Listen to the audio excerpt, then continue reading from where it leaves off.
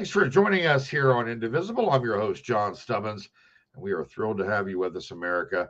This is the show we put God, family, and country first, and we will always tell you the truth because that's what matters. Real quick, I want to give a shout out. We've got our new coffee line up under the Pledge of Allegiance coffee line, which you can get at johnstubbins.com. Just go to johnstubbins.com right now.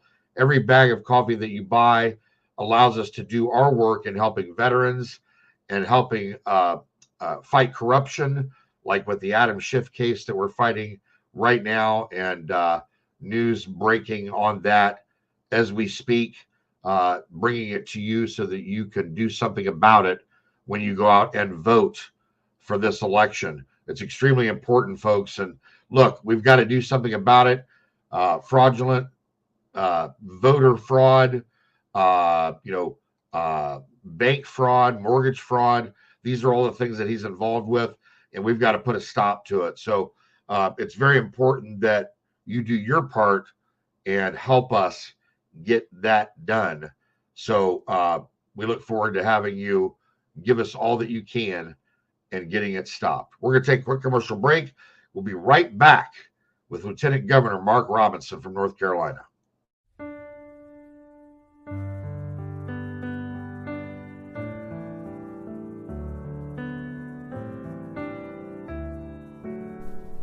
Here's to the overlooked, the overworked, the underappreciated. Here's to the fighters to preserve our freedom, our liberty, our rights, our faith. Here's to the workers, the farmers, the first responders, and those who serve so bravely in our military. Here's to Americans who proudly hold tight to our values: God, privacy, freedom of speech, life and liberty.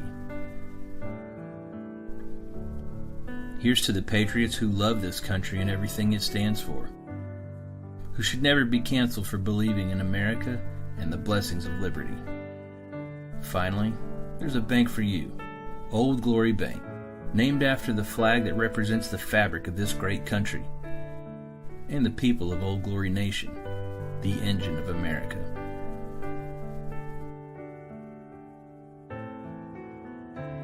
Now you have a bank that values your values. Now you have a bank that stands with you, no matter where you stand. Old Glory Bank. We stand with you. Member FDIC. Hunter Nation is the ultimate we the people in the conservation community, holding our elected employees accountable to the hunting, fishing, trapping, freedom lifestyle that has brought wildlife back to the healthiest and most thriving condition in our lifetime. HunterNation.org is the epicenter for freedom and wildlife conservation in America. I am Hunter Nation. And we're back, folks. I want to bring on to the show my friend Mark Robinson. He is the Lieutenant Governor of North Carolina, and he is currently running for governor. How you doing, brother? I'm doing good. It's good to be here. Well, we are proud to have you, and we want to do everything we can to help you get over the finish line and get you elected down there. How's the race going? Race is going fantastic. We've had some change of leadership in the campaign, and the campaign is newly invigorated, motivated, ready to move on and get a victory here in November. Folks, make sure that you go to Mark Robinson 4NC. Again, that's Mark Robinson 4NC.com. That is his website. I've got it scrolling at the bottom so that you can write it down, put it into your phone so you don't forget. Make sure that you log into Mark's website, help his campaign, get out there and help him knock on doors, funding, everything that you can do. We're getting down to the last stretch here, and this is so important. We want to get Mark over the top. We've got to have him in office down there. Mark, what are you seeing on the ground? We're going to get into the flooding and the hurricane here in a minute, but what are you seeing on the ground right now as far as the actual race with your competition? Well, the bottom line is we still have huge energy in this campaign, and we still have we have tons of support everywhere we go. Every event that we go to, it is packed full, standing room only. A lot of these places are running over with people. There are people outside of the venue waiting for us. I mean, just the energy is electric with our campaign right now. We continue to move forward, and these folks know that we definitely not only have a pathway to victory, but we have a likely victory. And so the campaign is going very well. Well, that's good to hear. And by the way, I want to just give you a shout out. Even though I'm not from North Carolina, I've been spending a lot of time in North Carolina with a lot of your constituents and doing what I can down there when I can. They've got me spread pretty thin, Mark. I'm in all 50 states right now, and Good. I happen to run into you. Thank God, up in Milwaukee. Yes. We were at the NC delegates breakfast up there, but you know how it is when you're spread thin, and Sure. It makes it tough. But I want to show, because this is very important here. I want to show some of this footage. This is really important. What's going on here? Where are you? Is this Asheville? No, I believe that was the first shot. We were at a plant there up in Western North Carolina that makes most of the IV bags for the country. And sadly, that the roadway was destroyed there. And that plant's going to be shut down for a while. But all of these shots that you're seeing now, these are all Western North Carolina shots where we visited people, visited sites, delivered goods, you name it. We've done so much up there over the last couple of weeks. The work has been incredible, not only out of my office, but the Franklin County Sheriff's Office, who we coordinated with, and with the people on the ground who were helping us. Well, I want to thank you. I know that the people of North Carolina want to thank you for all that you did just to be there and to provide assistance. It means a lot, and people take that for granted sometimes, but it's a big deal. And kudos to you and your staff for getting out there on the ground and getting it done for the people of North Carolina. Well, absolutely. To date, we've delivered around 5 million pounds of goods, water, and the essentials. We're trying to work as hard as we can right now to get those folks ready for winter. But we were bound and determined that we were not going to just sit around and wait for orders from the governor or anyone else. We knew our neighbors needed help, and we knew there were other neighbors that were willing to go and help them. And so we organized them as best we could, which turned out to be fantastic. And we moved ahead, and we were able to do some great work with these folks. And I'm telling everybody, I've always been proud to be a North Carolinian, but I am super proud through this because I saw North Carolinians coming through in a way that is absolutely incredible. Well, you just did an amazing job. And like I said, people take it for granted, right? Especially in times of need, in times of catastrophe. I mean, I know they just had another hurricane, just a couple days ago. So, I mean, when's the next one going to come? It's like, anytime there's one right after another one, you worry about the damage that's already been inflicted and then compounding that problem times 10. You know what I mean? Sure. That's why it's always important for our state to be ready. And unfortunately, that did not happen in this case. Our governor was not here when the storm hit. He was in New York City at a fundraiser, which I find absolutely inexcusable. Inexcusable. He should have energized the entire council of state and given each one of us duties, and we should have all worked together to try to bring some relief to these folks. But, when you don't have that proper leadership at the top, that's the type of things that happen. But that's not how we're going to govern. We're going to govern in a way that is efficient, and we're going to govern in a way where we put politics aside and do what we need to do for the people of North Carolina. Well, I tell you, one of the things that I've always been impressed about you is the fact that with you, you're like me. Jesus comes first. Yes. Jesus comes first. And I noticed that in all of your speeches, whether it's at a Trump rally or whether it's Faith and Freedoms, you've had amazing speeches wherever you've gone. But again, for me, the fact that you put Jesus first, it means everything. It tells me where your heart is, and it tells me what kind of man you are. And I just want to thank you for that. Well, thank you. And like I said, it's important to us to let people know where our strength comes from, where our help comes from, and who we really rely on for wisdom and knowledge. And that's why we acknowledge him every time we speak. Well, just keep that part of it up, because with God, everything comes before him, and God's timing, as you know, is perfect. That's right. And Absolutely. it's never Absolutely. going to change. That's right. That's right. We're going to take a quick commercial break. We'll be right back with Mark Robinson. By now, you've all heard me talk about Mike and his great products. Well, guess what? Mike's now introduced his MyPillow My Slippers, which are fantastic. Great on my feet, soft as can be. I love them. Mike's taken over 2 years to develop these slippers. He's designed them to wear indoor or outdoor, all day, all night long. Made with MyPillow foam and impact gel to help prevent fatigue. Made with quality leather suede. For a limited time, Mike is offering 40% off his new My Slippers. The My Slippers are so comfortable, you're going to want to get them for the whole family. Go to mypillow.com and click on the radio listener square and use promo code INDIVISIBLE. You'll also get deep discounts on all MyPillow products, including the Giza Dream bed sheets, the MyPillow mattress topper, and MyPillow towel sets. Or call 1-800-716-4639 and enter INDIVISIBLE as your promo code. Indivisible with John Stubbins is proud to support my friends Jim and Angela Holland and Set Apart Farms. Faith-led and family-driven, we're doing things a better way for veterans and their families. For all the ways to get involved, go to setapartfarms.org.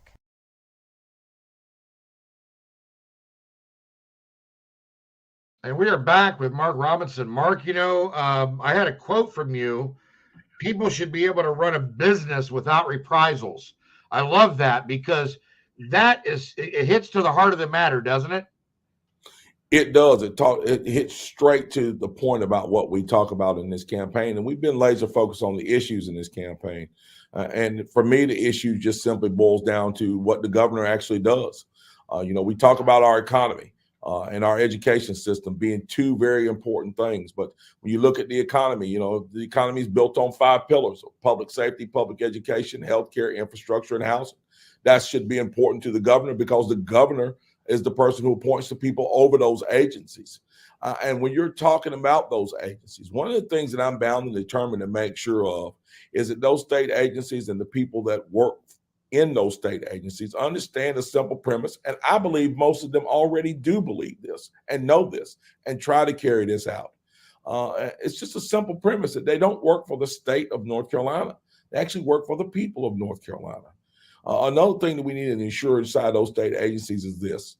We've seen a lot of this over time. State agencies being weaponized either for political or social reasons.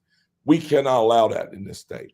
We've got a lot of building to do in this state. We've got a lot of growth that we want to experience in this state. And if we want business to come here and be successful, they have to know that our state agencies and their leadership, the leadership of their state agencies, is laser focused on ensuring that state agencies put up guardrails and not barriers. And that's one of the things that we are laser focused on doing in taking the governor's mansion. 2 quick questions for you. How do you feel about getting rid of the Department of Education, number one? Well, it's not really a thing that would really matter to me. I'm at the state level. I don't really have a voice in that.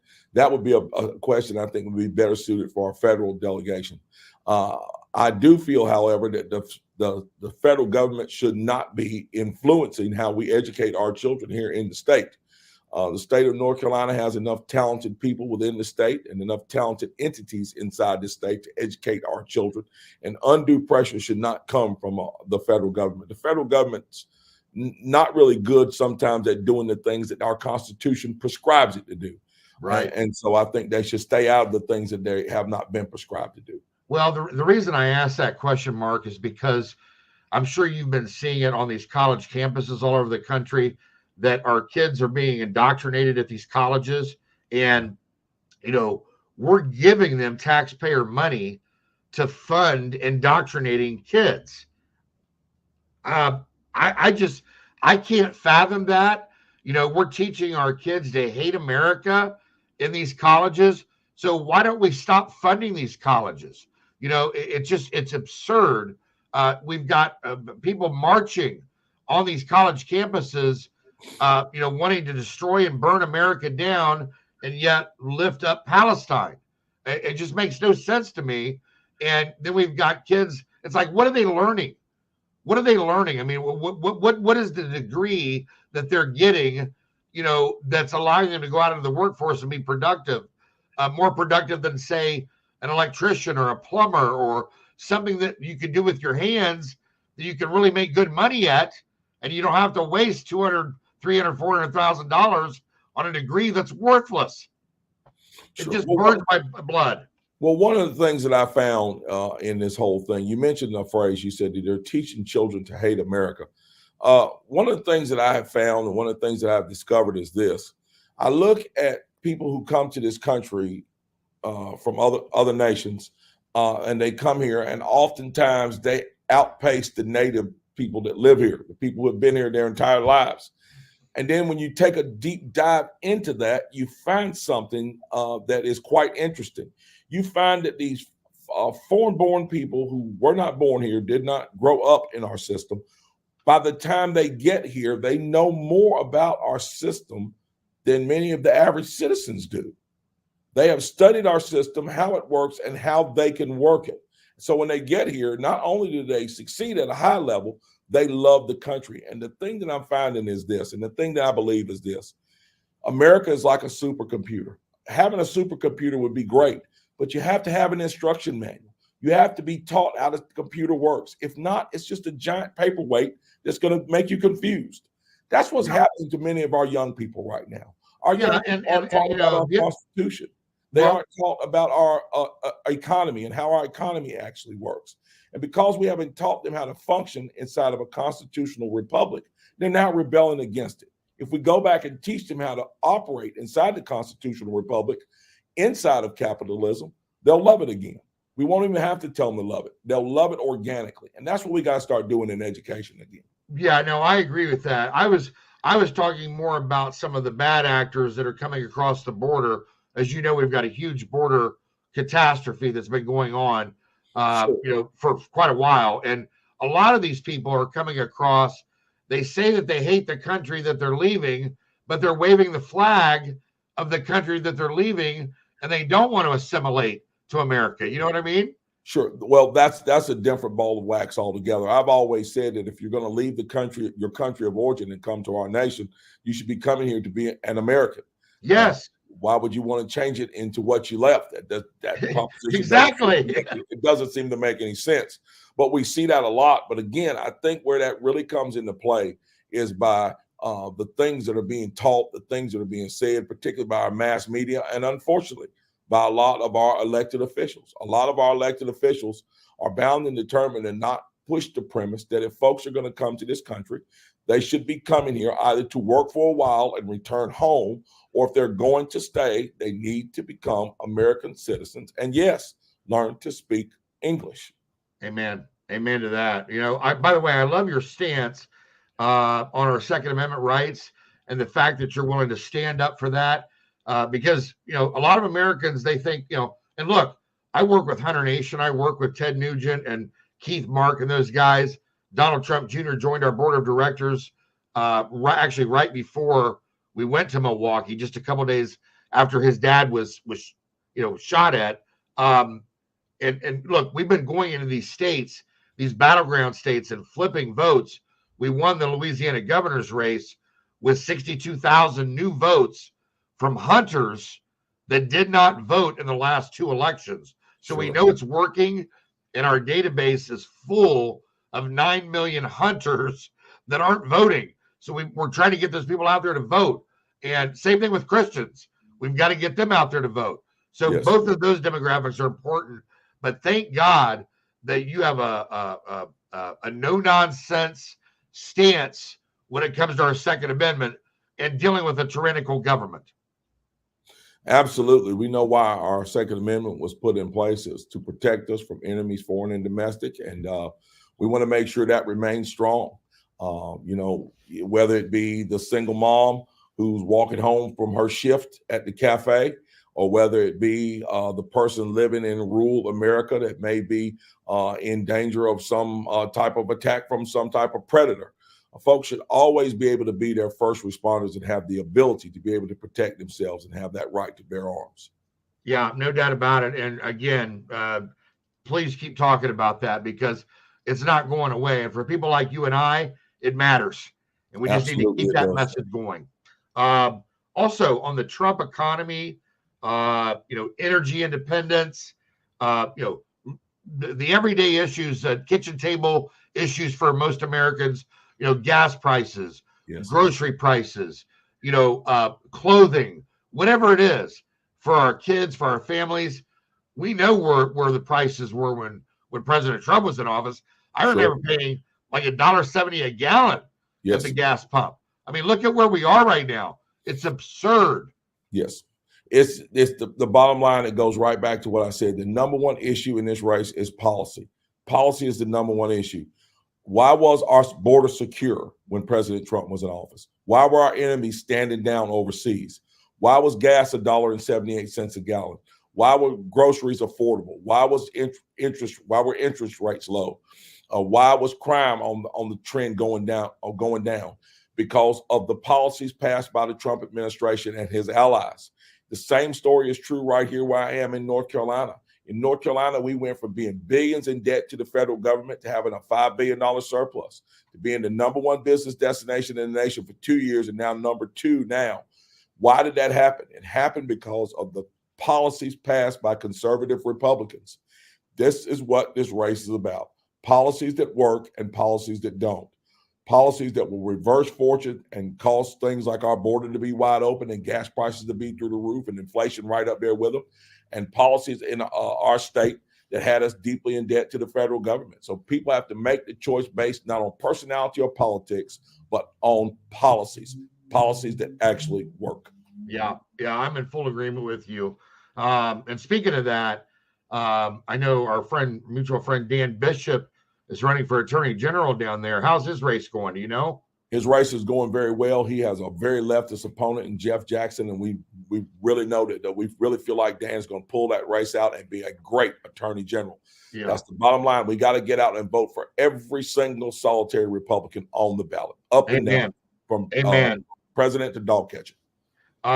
Listen, I know that obviously Fort Bragg's down there, right?